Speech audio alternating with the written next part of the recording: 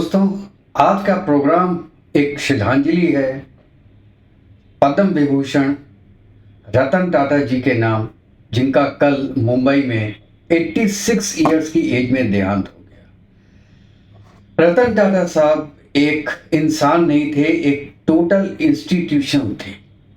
पहले मैं एक छोटी सी क्लिप दिखाऊंगा उनके बारे में और उसके बाद 5 ऐसी चीज़ों पे हम डिस्कस करेंगे जो कि छोटी हैं, लेकिन वो रतन टाटा जी की जो व्यक्तित्व है उसके बारे में बताती है कि वो कितने बड़े इंसान थे। तो पहले एक छोटी सी क्लिप देखते हैं, उसके बाद मैं बात करूंगा।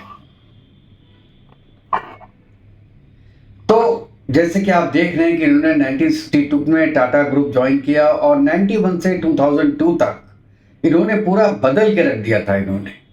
और 1998 में इन्होंने टाटा की पहले इंडिगो लॉन्च की और उसके बाद आपको पता है कि फोर्ड के साथ उनकी क्या स्टोरी है, ये मैं बताऊंगा आपको कि बिल फोर्ड ने कैसे इनको ह्यूमिलेट किया था।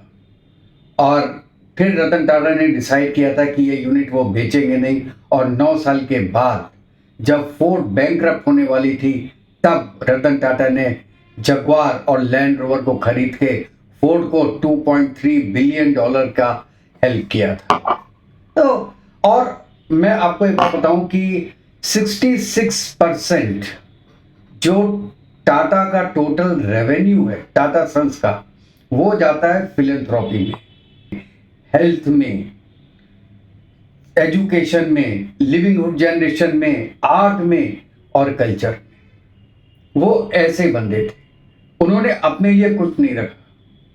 यहां तक कि छोटे छोटे स्टार्टअप्स में लास्ट तक वो पैसा लगाते हैं, जिसमें जो मेन मैं बोल सकता हूं वो है अर्बन लैडर, पेटीएम, ओला, लेंसकार्ट, जो कि आज एक बहुत बड़े ब्रांड नेम बन गए हैं। इनमें भी इस ग्रुप का, या एक तरीके से मैं बोलूं, रतन टाटा का पर्सनल इन्वेस्टमेंट था। और एक बात आपको बता दूं कि टाटा ग्रुप का कोई मालिक नहीं है। Ratan Tata was emeritus chairman of the group. उनके अधिकार इतने ज्यादा नहीं थे, उनकी बात सब मानते थे, लेकिन as a chairman of the group it was not a private owned company. ये पब्लिक ओन्ड कंपनी थी जिसमें रतन टाटा जी के पास 1% शेयर भी नहीं थे, लेकिन उनकी इज्जत इतनी थी पूरे वर्ल्ड में कि हर आदमी उनको मानता था। अब हम एक बात करेंगे छोटी सी, जो 5 बातें मैंने बोली थी आपको पहले। पहली चीज उनकी मैरिज के बारे में। उनका एक असिस्टेंट है शांतनु नायडू, उसने भी एक स्टार्टअप ज्वाइन किया था फेलोशिप करके। तो उसके प्रोग्राम में रतन टाटा जी ने ये कहा था कि मैं जब यूएसए में पढ़ता था तो मेरा अफेयर हुआ था एक लड़की के साथ और हम दोनों शादी करना चाहते थे, लेकिन तभी 1962 की इंडिया चाइना वॉर हो गई और लड़की के पेरेंट्स ने कहा कि वो अपनी बेटी को इंडिया नहीं भेज सकते हैं, और रतन टाटा जी को इंडिया आना पड़ा काम के सिलसिले में अपनी कंपनी ज्वाइन करने के लिए। तो उन दोनों का रिश्ता टूट गया था। तो उसकी लड़की की याद में रतन टाटा जिंदगी भर बैचलर रहे और उन्होंने शादी नहीं की। लेकिन एक बात उन्होंने जरूर बोली थी कि अकेले रहना कितना मुश्किल है, ये वो लोग जान सकते हैं जो अकेले होते हैं। जिनके साथ कोई नहीं होता है उनको पता होता है कि पैसा होते हुए भी अकेले रहना कितना मुश्किल का। अच्छा, दूसरी मैं जो उनकी बात बताना चाहता हूं वो है आपका फोर्ड के बारे में। बिल फोर्ड, जो फोर्ड के मालिक थे, उन्होंने 1999 में ये प्रपोज किया था कि वो टाटा मोटर्स को परचेज कर लेंगे, और इसके लिए डेट्रॉइट में गए थे रतन टाटा जी एक मीटिंग के लिए बिल फोर्ड के साथ। और उस मीटिंग में बिल फोर्ड ने उनको बोला, उनको ह्यूमिलेट किया कि एक तो ये है कि आपकी कंपनी को ऑटो बिजनेस के बारे में कोई आइडिया ही नहीं है, आप इस बिजनेस में क्यों हैं? चलिए हम आप पे एहसान करते हैं और आपका पूरा ऑटोमोबाइल का जो बिजनेस है, उस वक्त वो टेल्को के नाम से था, हम उसको परचेज कर लेते हैं। रतन टाटा इतने ह्यूमिलेट हुए, इतना उनको मन में बुरा लगा कि उन्होंने कहा कि नहीं, अब मैं इस बिजनेस को बेचूंगा नहीं, मैं इस बिजनेस को आगे बढ़ाऊंगा।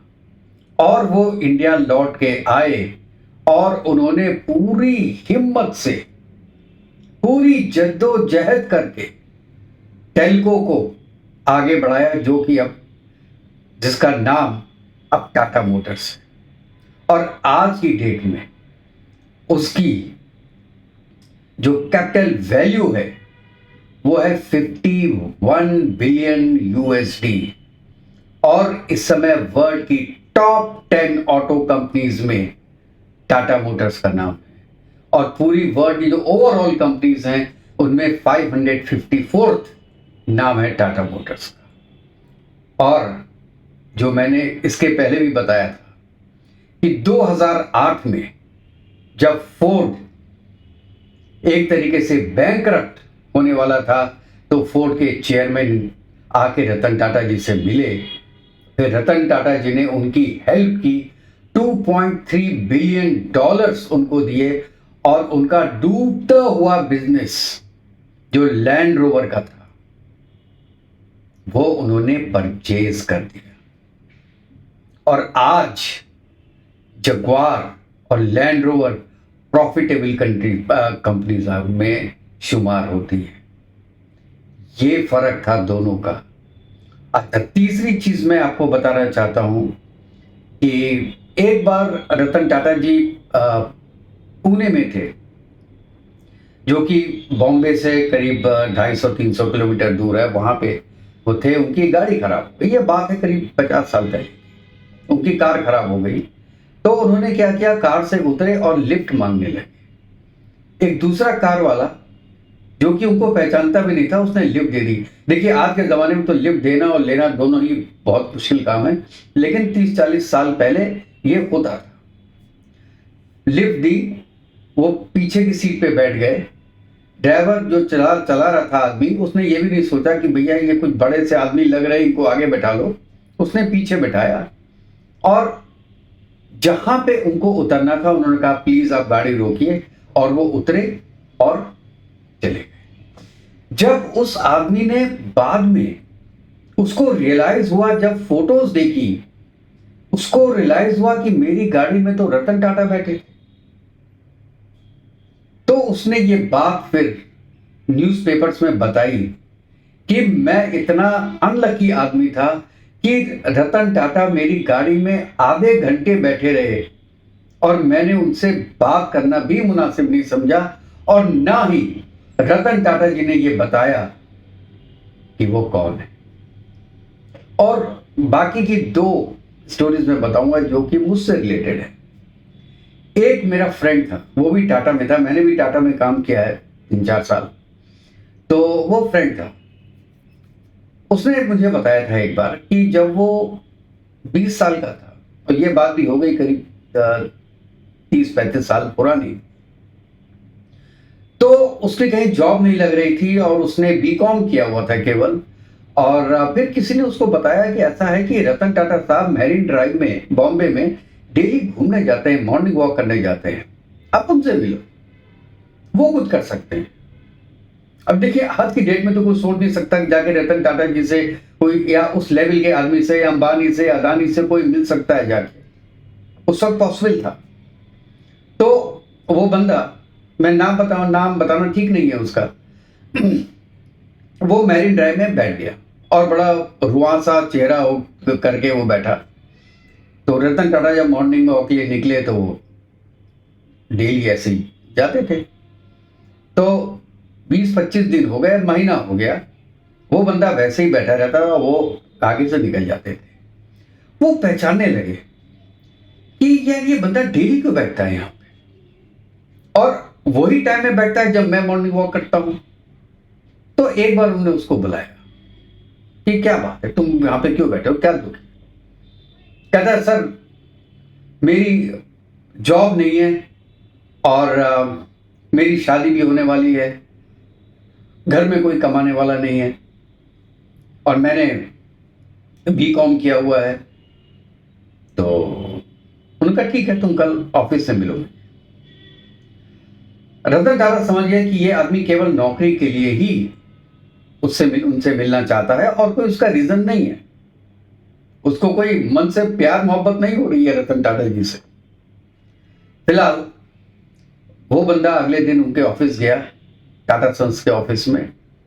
तो रतन टाटा जी तो नहीं मिले, लेकिन जो बिल्कुल नीचे वाला जो एक क्लर्क बोलते हैं, जब वो उनसे जाके मिला कि सर ने मुझे बुलाया था, तो उन्होंने कहा कि हाँ हाँ हमको पता है, उन्होंने आपको बुलाया था, आप बेंगलोर के हैं, आप बेंगलोर चले जाइए, इस कंपनी में इससे मिल लीजिए, your job will be fixed in accounts.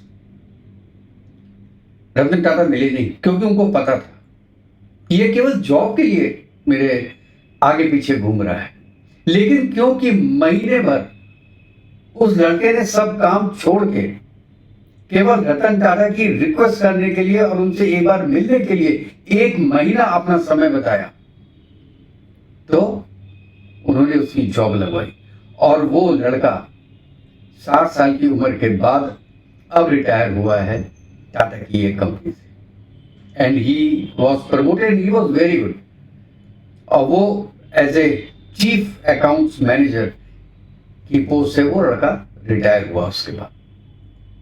तो ये थे रतन टाटा। और एक बहुत छोटा सा एक्सपीरियंस मेरा भी था, क्योंकि मैंने जैसे आपको बताया कि मैं भी टाटा में काम करता था, तो और मैं सेल्स हेड था एक उनके बिजनेस का। तो हमारी टाटा सन्स से बॉम्बे में एक मीटिंग थी, तो उसके लिए हम जितने भी सेल्स हेड थे उनको बुलाया गया था। तो मैं भी वहाँ पे गया और हम we were just waiting to meeting to start, और उसी बीच करीब 11 सवा 11 बजे सुबह हमने देखा कि हमारे सामने से रतन टाटा जी निकले और he went to his office. वो उनका जो चैम्बर था, चैम्बर में चले गए। सो दैट 5 सेकेंड्स जो मैंने उनको देखा और जो हमारी टीम के जितने भी लोग थे उन्होंने उनको देखा, वो सीन मेरा कल से बार बार मेरे दिमाग में आ रहा है। And it is I mean ये बात को भी करीब 30-35 साल हो चुके हैं, लेकिन वो सीन मेरे दिमाग में बार बार आ रहा है कि कैसे वो मेरे सामने से, मैं कहता हूं 1 या 2 मीटर के फासले से वो निकले और अपने केबिन में चले गए। तो मेरा ये सौभाग्य हुआ कि मैंने एटलीस्ट उनको सामने से देखा कि वो कैसे लगते हैं, वो कैसे चलते हैं। लास्ट में तो उनको चलने में भी दिक्कत होती थी, लेकिन उस वक्त 3 साल पहले तो ऐसा नहीं था। He was very fast. I must tell you, ऐसा लग रहा था कि जैसे वो मॉर्निंग वॉक कर रहे हैं, ब्रिस्क वॉकिंग कर रहे हो, इतनी तेज चल के वो अपने रूम में गए। तो दोस्तों, ये मेरा छोटा सा वीडियो था रतन टाटा जी के नाम, जो कि एक खुद में एक इंस्टीट्यूशन थे। 70 इयर्स की एज में वो जेट चलाते थे, पद्म विभूषण, पद्म, आई मीन वो अवार्ड्स के ऊपर थे, वो डिफरेंट थे, फिलैंथ्रोपी में थे, वो उनको पैसे का लालच नहीं था, वो इंडिया के लिए काम करते थे।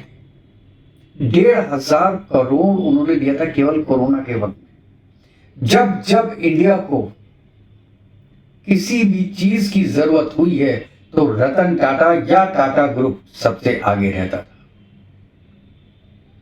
और मैं तो ये कहूंगा सॉल्ट से लेके सॉफ्टवेयर तक हर चीज टाटा बनाती है, और ये एक दिन में नहीं हुआ, ये 200 साल की मेहनत है एक पारसी की, जो कि एज ए रिफ्यूजी आया था इंडिया में, और उस रिफ्यूजी ने क्या करके दिखा दिया, देश को कहां से कहां पहुंचा दिया अपनी 100 कंपनीज के नाम से।